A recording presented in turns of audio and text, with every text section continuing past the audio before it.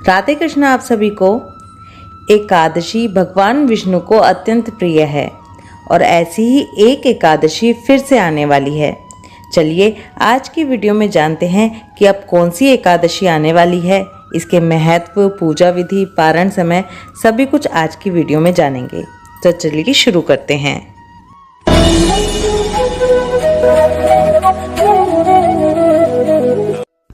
कार्तिक मास के कृष्ण पक्ष में आने वाली इस एकादशी को रमा एकादशी के नाम से जाना जाता है। धनतेरस और दिवाली जैसे त्योहारों के आने से पहले इस एकादशी यानी कि रमा एकादशी का संयोग बहुत ही महत्व रखता है। रमा एकादशी का व्रत करने से सुख सौभाग्य की वृद्धि होती है और सारी मनोकामनाएं पूरी होती हैं। सभी तरह के पाप नष्ट हो जाते हैं और मुक्ति का मार्ग प्रशस्त होता है।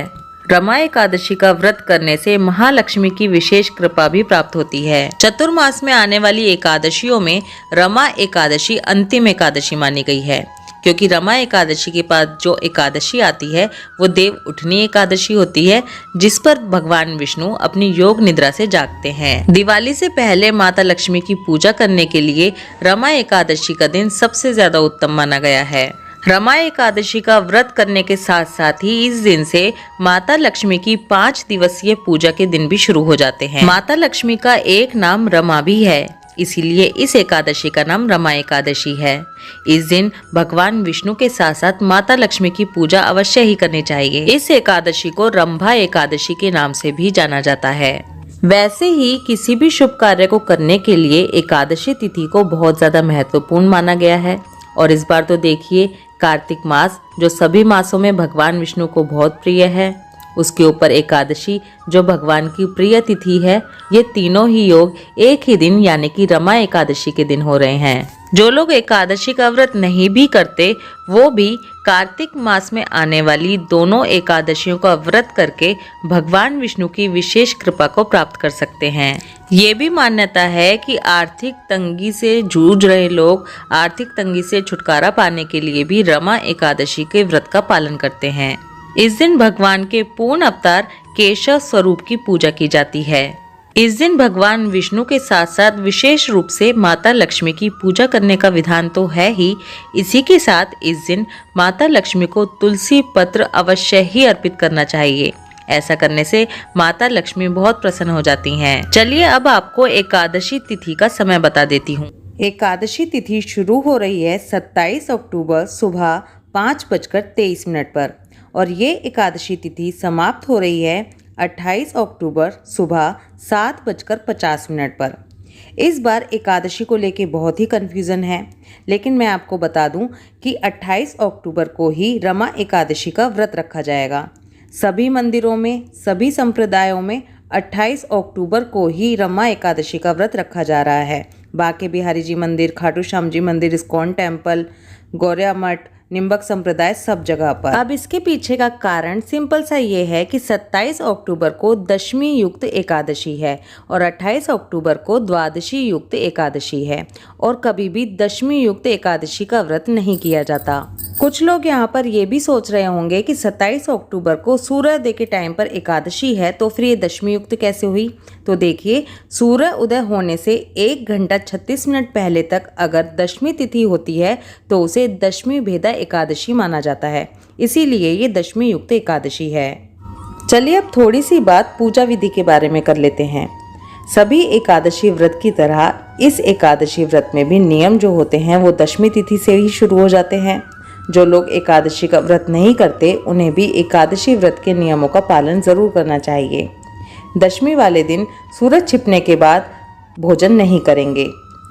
ब्रह्मचर्य का पालन करते हुए जमीन पर सोएंगे। एकादशी वाले दिन सुबह सवेरे जल्दी उठेंगे, पानी में थोड़ा गंगा जल मिलाकर स्नान करेंगे और इसके बाद स्वच्छ वस्त्र धारण करके अपनी पूजा की तैयारी करेंगे। कोशिश कीजिए कि व्रत वाले दिन या विशेष पूजा वाले दिन आप ब्लू या ब्लैक कलर के कपड़े ना पहने। इसके बाद अपनी पूजा की तैयारी करेंगे। सबसे पहले पूरे घर में गंगा जल के छींटे लगाएंगे और अपने व्रत का संकल्प करेंगे। इसके बाद सारी पूजन सामग्री एकत्रित करेंगे और अपने शालिग्राम, लड्डू गोपाल जी, युगल जोड़ी जो भी आपके पास है उनको पंचामृत से स्नान कराएंगे। भगवान को पीले वस्त्र पहनाकर उनका सुंदर सा श्रृंगार करें।